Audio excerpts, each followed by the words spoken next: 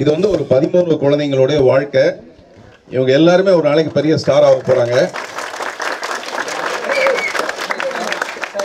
எனக்கு நீங்க படம் பார்த்தவங்க உங்களுக்கு பிடிச்சிருந்ததுன்னா நீங்க வெளியில போகும்போது இந்த படத்தோட செகண்ட் ஹாஃபை பத்தி ரிவீல் பண்ணாம, இந்த படம் வந்து என்ன மாதிரி போய் சேருதுங்கிறத நீங்க வந்து ரிவீல் பண்ணாம, இந்த படத்தோட நல்லா இருக்கு இல்ல என்னவா இருக்கு இல்ல எப்படி உங்களுக்கு பிடிச்சிருந்தது மட்டும் நீங்க சொல்லலாம். முதல்ல நம்ம இந்தியன் டூவோட சேர்ந்து வரும்போது நமக்கான ஸ்கிரீன்ஸ் ரொம்ப குறைவுன்னு எனக்கு தெரியும். அதுக்காக இந்த கட்டணத்தையும் நான் ரொம்ப குறைச்சேன். 100 ரூபாய் இருந்தால் ரொம்ப அஃபோர்டபுளாக இருக்கும்னு நினைச்சேன். இதெல்லாம் வந்து ஒரு டெக்னிக். இந்த படத்தில் டீன்ஸுக்காக நிறைய அட்வைஸ் இருக்கு. முதல்ல என்னன்னா, பேரண்ட்ஸ் வந்து குழந்தைங்களுக்கு கொஞ்சம் ஃப்ரீடம் கொடுக்கணும். கொடுக்குற ஃப்ரீடத்தை குழந்தைங்க வந்து சரியாக யூஸ் பண்ணிக்கணும். கொஞ்சம் அத்துமீறி கொஞ்சம் அலைஞ்சா தலையாட்டுறீங்க.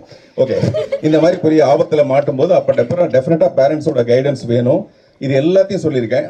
இதுக்கு மேலே நான் ஒரு விஷயத்த சொல்கிறேன். இந்த படத்தை இன்னைக்கு ரிலீஸ் பண்ணுறதன் மூலமாக நம்ம செய்கிற ப்ராடக்ட், நம்மளுடைய படைப்பு மேலே நமக்கு நம்பிக்கை இருந்ததுன்னா தைரியமாக போருக்கு போகலாம். எதிர்க்க வர்றது யாராக வேணாலும் இருக்கலாம்.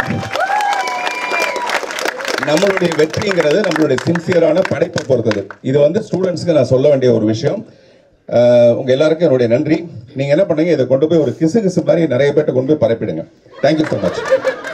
எக்ஸ்பீரியன்ஸ் வந்து ஆக்சுவலாக எங்கள் மூவி மாதிரியே அட்வென்ச்சரஸாக இருந்துச்சு. அதுக்கப்புறம் ஃபன்னாகவும் இருந்துச்சு. எங்கள் மூவி வந்து ஒரு த்ரில்லர் அட்வென்ச்சர் இது சொல்ல முடியும். இது வந்து ஒரு ஹிண்ட், அவ்வளோதான். ஒரு மெமரபிளான ஒரு எக்ஸ்பீரியன்ஸ்னு சொல்லலாம். நான் வந்து நிறைய விஷயங்கள் கற்றுக்கிட்டேன்னு சொல்லலாம். அண்ட் சாரை பற்றி சொல்லணும்னா எல்லாருக்குமே தெரியும், அவர் ஒரு லெஜெண்ட். எல்லாமே வந்து வித்தியாசமாக தான் பண்ணுவார்னு. ஸோ ஒரு வித்தியாசமான ஒரு அட்டெம்ப்ட் தான் இந்த டீம். ஒவ்வொரு நாளும் ஒன்று கற்றுக்கிட்டோம். 1 இயராக எல்லாருமே ஒன்றா தான் ட்ராவல் பண்ணியிருக்கோம். இப்போ வரைக்குமே ஒன்றா தான் ட்ராவல் பண்ணுறோம். 45 டேஸ்க்கும் மேலே ஷூட் போச்சு. ரொம்ப ஹாப்பி, ரொம்ப சந்தோஷமாக தான். ஆக்சுவலாக ஸ்டார்டிங்லலாம் போகும்போது எல்லாருமே நிறைய பேர் பயந்தாங்க, ஏன்னா எவ்வளோ பெரிய லெஜெண்ட் அவரோட ஒர்க் பண்ண போகிறோன்னு. ஆனால் சார் வந்து ரொம்ப கேர் எடுத்து எங்கள் எல்லாரையும் பார்த்துக்கிட்டாரு. அண்ட் ஸோ ஒன்று தெரியலன்னா சார் வந்து கோவப்படுறது அந்த மாதிரிலாம் எதுவுமே கிடையாது. எங்களுக்கு பொறுமையாக சொல்லி கொடுப்பாரு. அண்ட்